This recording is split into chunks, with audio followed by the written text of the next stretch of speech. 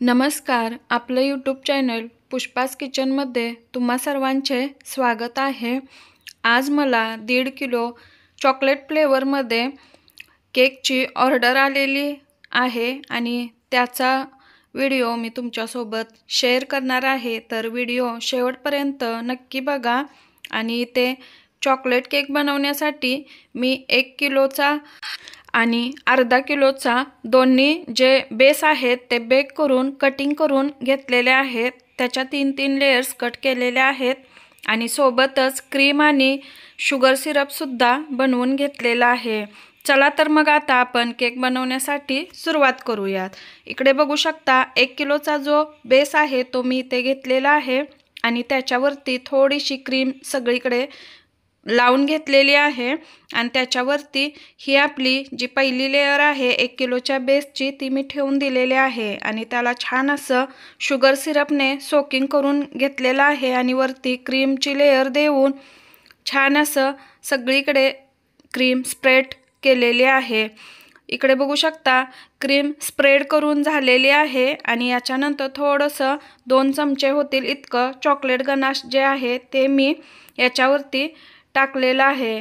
Chocolate ganache टाकल्यामुळे जी chocolate cake आहे त्याची टेस्ट खूप छान आणि चवदार लागतो आणि सोबतच जे छोटे छोटे चोको चिप्स भेटतात ते सुद्धा मी याच्यावरती टाकून घेतलेले आहेत. बघू शकता याने सुद्धा प्रत्येक बाईटमध्ये हे चोको चिप्स खाताना येतात. खूप छान केक लागतो. चॉकलेट गनाश जे आहे ते मी 8 दिवसाचं एकदमच असं बनवून ठेवते. एकदा बनवलं ना चॉकलेट गनाश अजिबात खराब होत नाही, कारण मला सारख्या ऑर्डर येतच असतात. आणि इकडे बघू शकता जे आपली दुसरी लेयर आहे ती सुद्धा मी इथे छान अशी सेट करून घेतलेली आहे आणि शुगर सिरपने छान असं सगळीकडे सोकिंग करून घेतलेलं आहे. शुगर सिरपने सोकिंग करणं खूप महत्त्वाचं आहे. याने केकला आपल्या खूप छान अशी टेस्ट येते आणि जो केक आहे तो असा सुक्का सुक्का राहत नाही. आणि इकडे बघू शकता जे गनाश आहे ते सुद्धा मी याच्यावरती थोडंसं टाकून घेतलेलं आहे आणि याच्यावरती आता क्रीम आहे ती थोडीशी लावून घेणार आहे आणि पॅलेट नाईफने सगळीकडे छान अशी स्प्रेड करून घेणार आहे. बघू शकता आपली क्रीम जी आहे ती छान अशी स्प्रेड करून झालेली आहे आणि याच्यावरती मी थोडंसं आता साईडला सुद्धा क्रीम लावून क्रम कोटिंग जे आहे ते सुद्धा मी इथे करून घेणार आहे. बघू शकता साईडला थोडी थोडी क्रीम लावून आपल्याला क्रोम कोटिंग जे आहे ते सोबतच करून घ्यायचे आहे.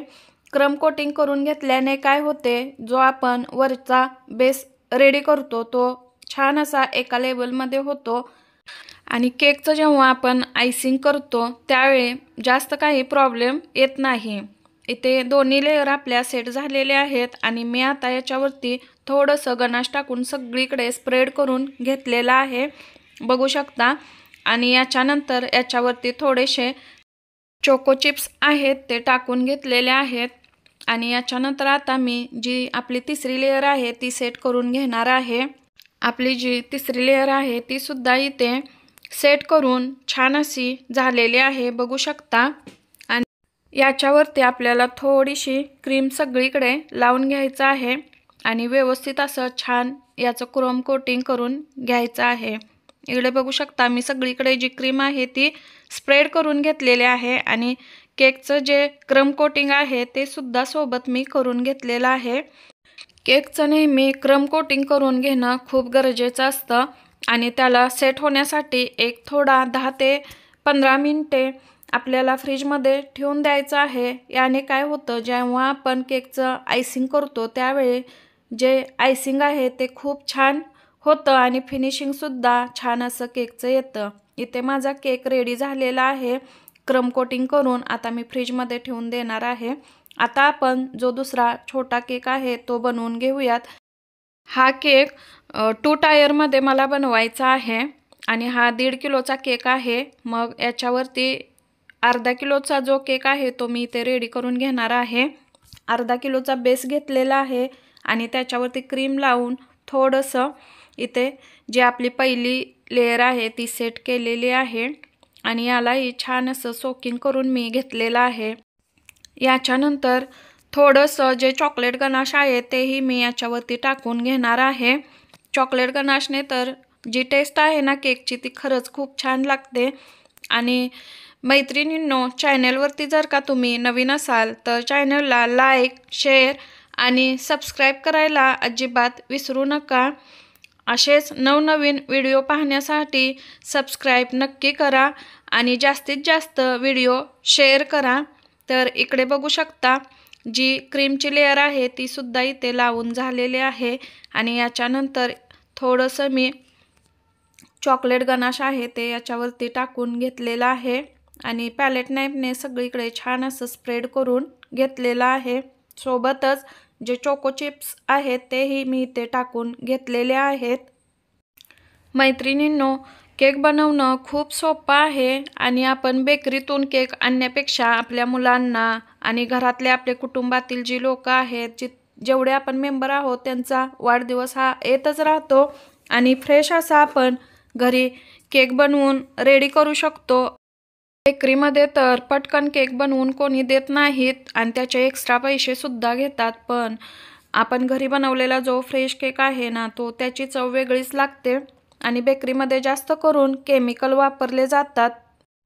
त्यांचे जे केक आहेत ते जास्त दिवस टिकून राहण्यासाठी त्यांनी जास्त करून केमिकलचा वापर करतात, म्हणून घरीच आपण फ्रेश केक बनवून अशा पद्धतीने रेडी करू शकतो आणि बर्थडे वगैरे सेलिब्रेशन करू शकतो। चला असो, तर इकडे बघू शकता मी दोन्हीही लेयर छान अशा सेट करून इथे घेतलेले आहेत आणि सोबतच जे क्रम कोटिंग आहे ते सुद्धा मी इथे करून घेतलेलं आहे। आणि आता आपण याच्यावरती चॉकलेट गनाश जे आहे ते 2 चमचे टाकून सगळीकडे छान असं स्प्रेड करून घेतलेलं आहे आणि सोबतच जे चोको चिप्स आहेत ते सुद्धा मी इथे टाकून घेतलेले आहेत।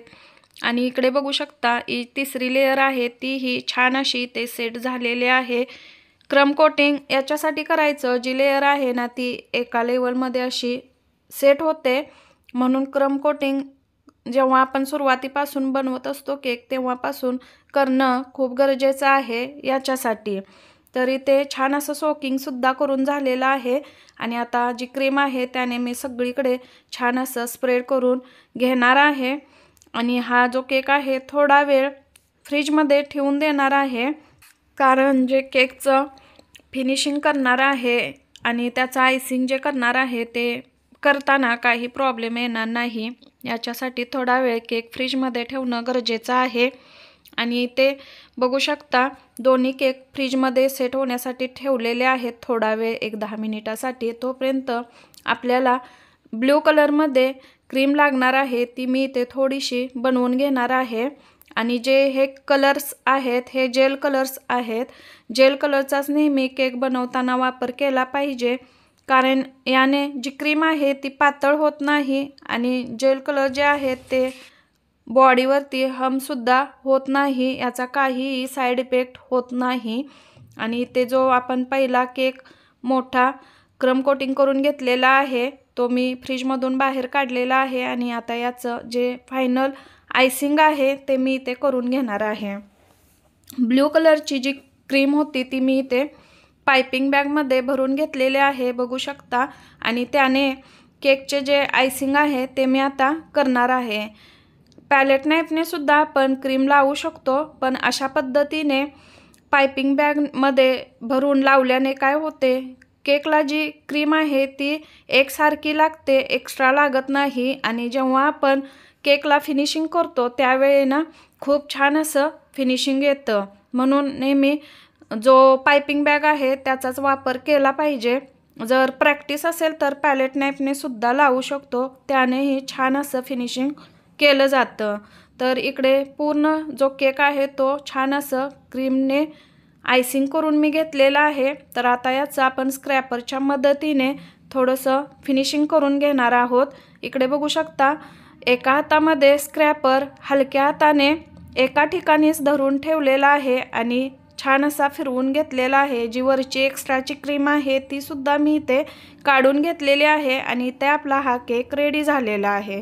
तर आता इथे मी जो आपला दुसरा केक आहे तो सुद्धा अशाच पद्धतीने छान असा आयसिंग करून घेणार आहे आणि यालाही सेम प्रोसिजर प्रमाणे मी जी क्रीम आहे ती पायपिंग बॅगच्या मदतीने लावून घेतलेली आहे आणि पॅलेट नाईफच्या मदतीने हलक्या हाताने सगळीकडे छान अशी स्प्रेड करून घेतलेली आहे। आणि साईडला सुद्धा बघू शकता क्रीम सगळीकडे छान अशी स्प्रेड करून माझी झालेली आहे। याच्यानंतर स्क्रॅपरच्या मदतीने छान असं फिनिशिंग करून घेणार आहे। बघू शकता आपल्या केकचं जे फिनिशिंग आहे ते किती छान असं आलेलं आहे। आता इथे माझे दोन्ही केक जे आहेत ते आयसिंग करून फिनिशिंग देऊन झालेले आहेत। तर आता आपण डिझाईन बनवण्यासाठी यांना थोडंसं सेट करून घेऊयात। हा 2 टायरमध्ये केक बनवून मला द्यायचा आहे आणि इथे बघू शकता मी अशा पद्धतीने छान असा सेट करून घेतलेला आहे आणि याच्यामध्ये थोडंसं आपल्याला सपोर्टसाठी एक स्टिक घालून घ्यायची आहे।